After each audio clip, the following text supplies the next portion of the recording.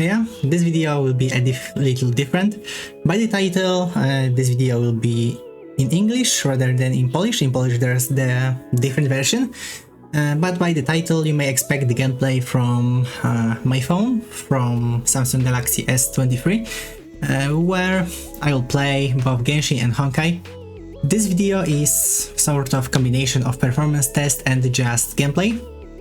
In this video I will present a bit of exploration and combat, where you will see performance on settings, which I'll talk about at the appropriate moments. So to start off, I'll mention the device. Like I said, it's Samsung Galaxy S23, which I bought this year on promotion, and it's a very good choice for these games.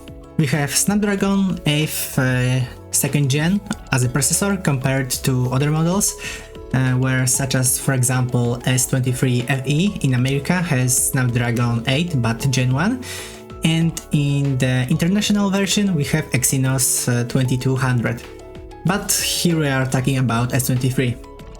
On board there's Adreno 740 GPU, 8GB of RAM and 128GB of memory in my version. For an average user, 128GB is enough for photos, videos and so on. On the other hand, if you want to play gachas or other similar games on the phone, then it's worth buying 256 version. I'll mention that all three games I play and have mobile versions, that is Genshin Impact, Honkai Star Rail and the Dokkan Battle, fit inside, and I still have a couple of gigabytes more to spare. After the updates, it is possible that you may run out of space. Fortunately, I only filled my phone with these three games for 7 days. After those 7 days, I'll probably go back to only having Dokkan on this phone, unless I'll need to install again any game to have redeem the dailies. In the recordings you will see these were done using two methods. The first one is using screen copy to transfer the screen from the phone to the computer. The image may seem less sharp in this case. The second one is a screen recorder from the phone itself. You will be able to judge for yourself which version you like better. I myself, instead of say using professional statements, will simply talk about my feelings and how I perceive this, like this, etc. Starting with Honkai, the settings you see, this is a combination of high and medium settings in 60fps compatible mode. The frame counter unfortunately will not be there because I did not think about it. Maybe there's one but I didn't search enough. But I guess with the naked eye you can see the occasional shear stutters or problems. Exploration didn't cause too many problems. After all, it's strange for Honkai to be inferior to Genshin in terms of smoothness in close locations. On these settings you can see with the low rendering the game goes smoothly with a few moments where there are occasional clipping.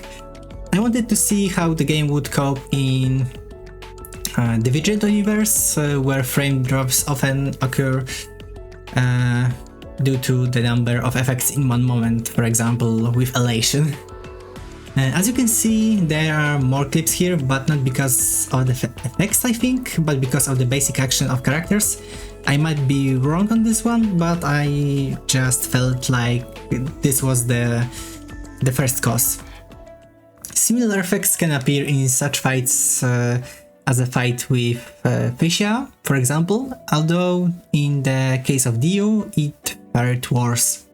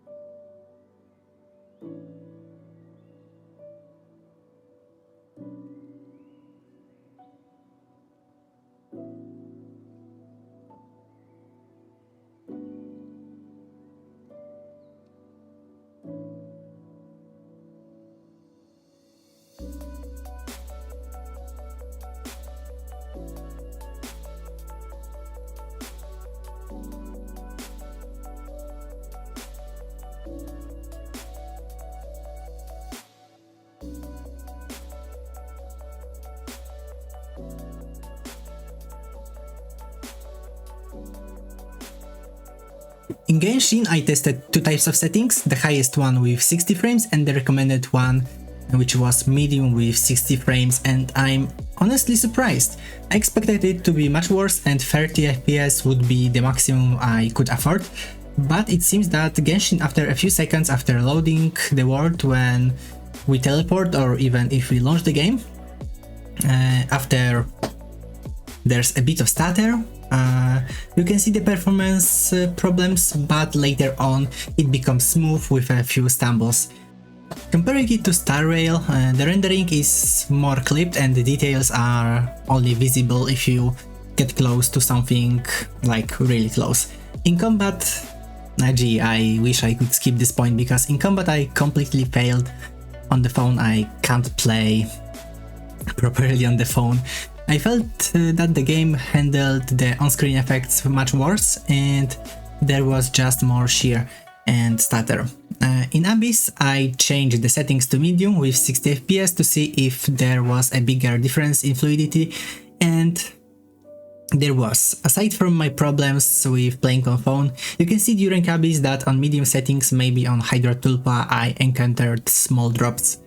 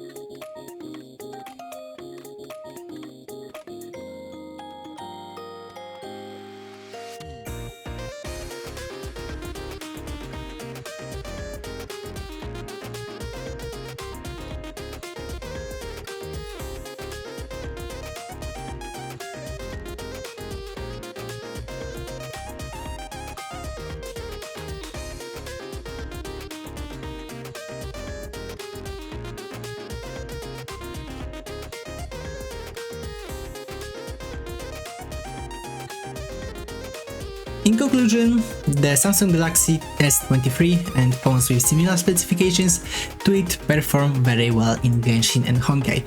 This is obviously not the level of the best smoothness and fluidity, but still you can lower the settings and enjoy the proper smoothness. Both of these games are still, in my opinion, the benchmark for such phones.